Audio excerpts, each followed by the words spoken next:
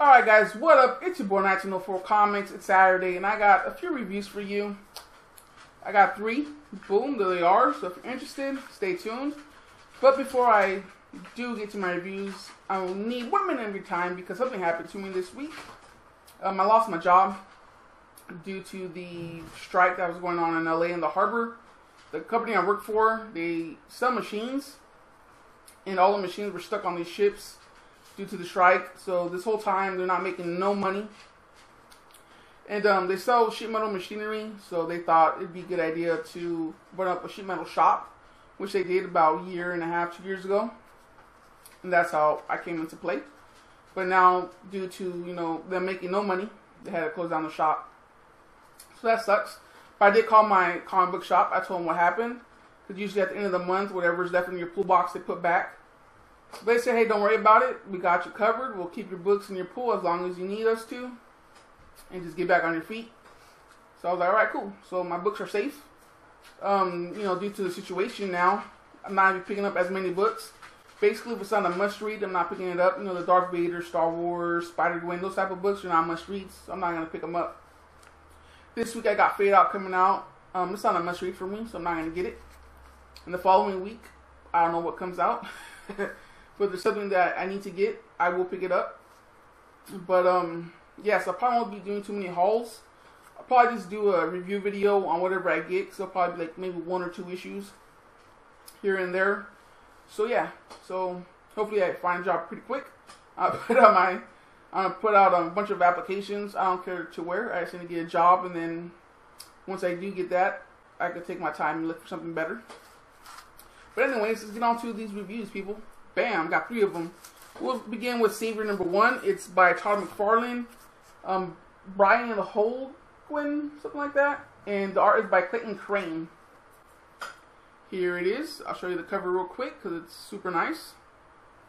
I think it's a $3.50. Oh no, it's a $3 book. Not bad. By Image. Anyways, this book begins with a reporter for Channel 6 News. Her name is Jill Bennington, something like that. Her name is Jill, though. Anyways, so Jill is at a police station. It's at the Abbeville Police Station in Kansas. There you go. And the main reason she is there because she's trying to report on the Miracle Man. Now, the significance of the Miracle Man will come into play a little later. So while she's there, she's getting ready for this report. And a black SUV pulls up. It's the Miracle Man. They thought he was inside, but he wasn't. So as the Miracle Man gets out of the SUV, he's walking to the, the police station. And Jill taps him. Goes, hey, she asks him a question. She goes, do you think you're God? And he kind of gives her this look and goes, what? And then it kind of ends there, right? Now, the whole reason they're there is because, and the main reason they call him the Miracle Man is because 6 months prior to this report, there was this miracle that happened. It doesn't specifically say exactly what the miracle was, but there was an accident. And they call it the miracle at Damascus. And it's it was a viral video that came out, and that kind of showed what happened that day. That's why they were there. So when she asked him this question, and he kind of gives them the response, the what, it ends. Then it flashes back to 6 months prior, and then it kind of goes into exactly how this whole situation played out. So this reporter, another reporter named Cassie, or Cassie, one of those, I think it was Cassie. She's at the school. It's a Catholic school or something like that. She's giving a speech. And when the speech is over, she goes with this family. It's a mother and daughter. They take her to eat. And then they're going to give her a ride to the airport because she's kind of a famous reporter. They tell her, we're very proud of you. You've been all over the world. You've been to Pakistan. And, they're starting naming all these places she's been and reported from. So on the way to the airport, like I said, the accident happens. A plane crashes. And when that happens, Cassie, being the reporter as she is, she asks the lady if everyone's okay. Obviously they were. She goes, okay, pull over. I'm going to, jump out. How people, you have a first aid kit, and the lady responds with a yes. So she gets out, starts helping people, and then she starts recording, everything that's going on, the chaos and the, the plane and whatnot. And then as she's helping people, she kind of hands the phone over, or camera, whatever it was, to the lady that she was with. And then the lady starts recording. And she's recording, you know, Cassie helping people and giving water and stuff like that. But then one of the, I think it was a lady, can't remember. They don't say her name or nothing. It just kind of shows a figure. She goes, excuse me. She goes, you know, the poor baby, when the plane broke apart, flew out into the field. But this is where the Miracle Man comes into play, because coming out of the field, just barely, you know, through the field, you see the Miracle Man holding a person. But it's kind of like a long shot, so you can't really see. And then the very next panel is the Miracle Man again. And this time he's closer, and you can kind of see, you know, the figure of this guy. You see his face and his features and whatnot. And he's holding this person again, and it kind of ends right there. So the concept is very interesting. You know, it's basically, if God was on earth in the flesh, would you be able to tell it's God? Would you believe it's God? Would you believe it's a fake, a hoax? You know, basically it's kind of just messing around and just challenging your belief.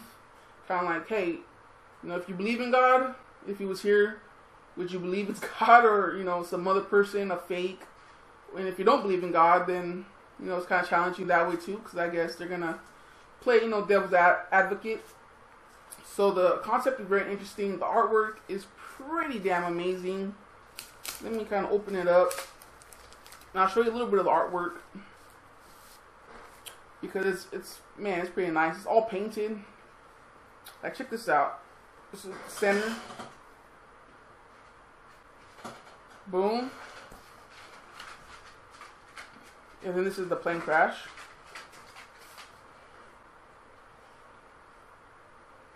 Freaking beautiful.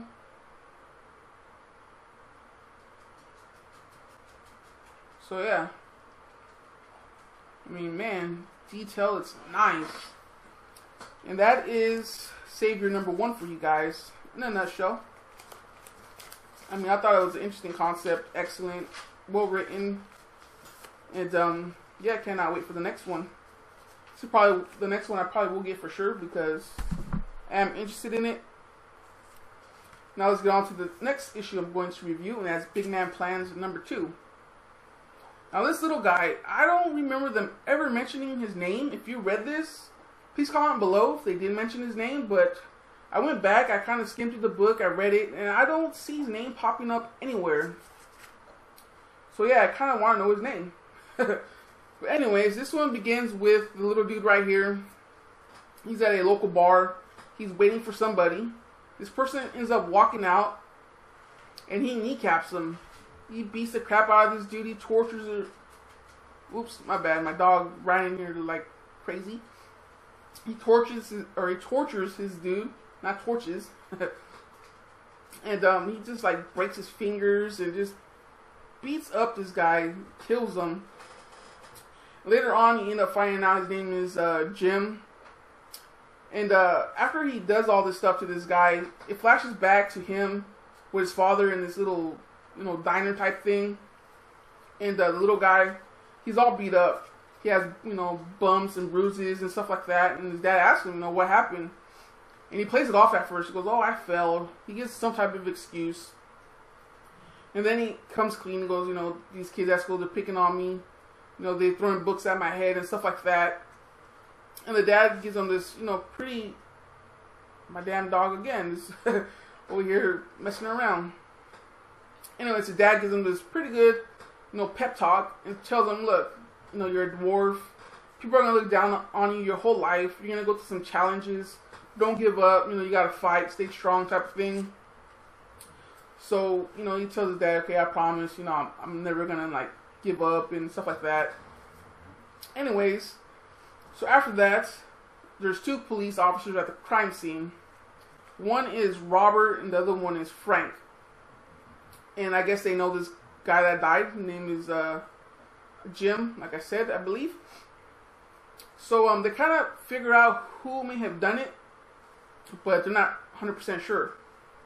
So Robert, after, you know, this whole crime scene happens and they do their reports and stuff like that, he goes home to this little trailer, just kind of like out in the middle of nowhere. And as he's ready to walk into his house, you see you see the little crazy guy, you know, the bushes stalking him and stuff. And then he opens the window, and he's ready to kill Robert and, you know, have some more fun. But Frank, his partner, shows up, just what do you call it? Beats the crap out of the little guy, hits him with his rifle, just boom, knocks him out. They kind of beat him up, rough him up. Then they tie him up, and they take him to a bridge. They throw him over. So now he's dangling. You know, his head's facing down, his legs are tied up, he's dangling. But under the bridge is kind of like a, how do you say? It's like, imagine a bridge, and then there's like a little mountain, and there's like a little platform where you kind of like chill from and stuff like that. So they're standing on this platform, and they just start beating the crap out of him. They tie, you know, obviously he's tied up, so they beat him with chains and pipes and stuff like that. And then they're gonna light him on fire. But right before they're able to light him on fire, he punches one of the guys in the nuts. And he's able to escape. And he jumps into the water below. And that's kind of how it ends. So if you're not reading this, man, you should. It's an awesome book. Artwork, I'm going to show you real quick. It's pretty damn nice. You see teeth right there. Broken fingers and stuff like that. Look at his face. Here they are, torturing him. About to light him on fire. And then kaboom, the nut shot right there. And then they show this little ball of flame. Where's it at? It's kind of funny. Right here. Just taking a dive into the water down below. So yeah, so this book right here, it's a fun read. It's a $3.50 book. Once again, by Image. It's a mini, only 4 of them. So if you're interested in it, I suggest you go out, pick it up. If you can still find it. If not, wait for the trade. And last but not least is Descender number 2. This one begins with...